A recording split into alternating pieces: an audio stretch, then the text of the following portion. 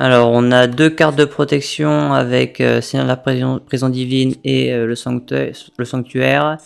On a de quoi temporiser avec les épées de révélation. Et on a Cylindre de magie qui va le faire flipper parce qu'il va voir qu'on a posé un cylindre magique. Et donc, il va pas pouvoir battle tant que le cylindre sera en position. Puis on a maxé, on va tenter de choper un peu plus de stuff. On commence par révéler le Seigneur. On protège nos cartes une deuxième fois avec le Sanctum là. On a le cylindre de magie qui est face verso. Il est vraiment intouchable quoi. Il a 2 protections avec le Sanctum plus lui. On tente maxer. Et non, c'est un Call by the Grave qui va dégager notre maxé, pas de chance. De toute façon il pourra pas battle tant qu'il y aura les épées. Ok, ça joue pingouin. Et peluchimal. Pourquoi pas.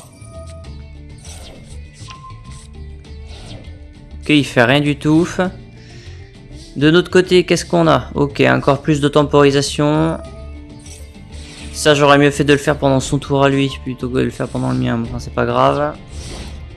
Donc là, on a toujours la protection du Seigneur et de Sanctum. Il peut toujours pas battle, et s'il battle, il va se bouffer Cylindre Magique, dont il est au courant.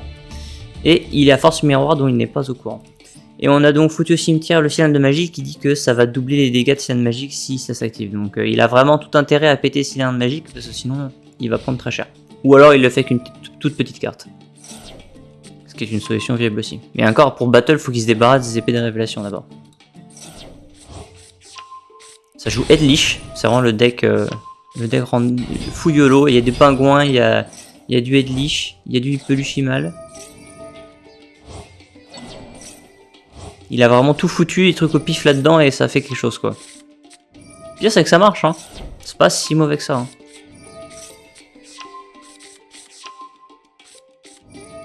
Il a même mis des magiciens, ok. Bouton de croix, ok. Bon là on va commencer par réfléchir un peu à ce qui va se passer.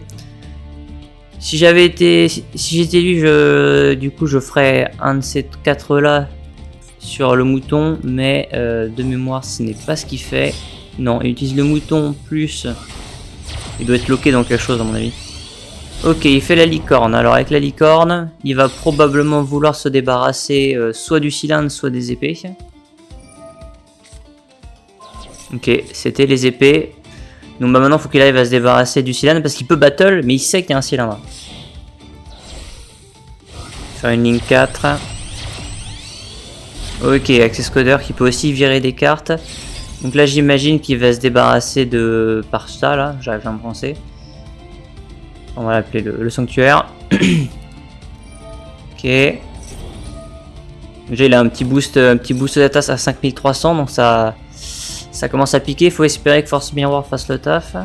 Ah et ce débile, il a sélectionné Cylindre Magique mais ça marchera pas parce qu'elle est protégée. Il recommence.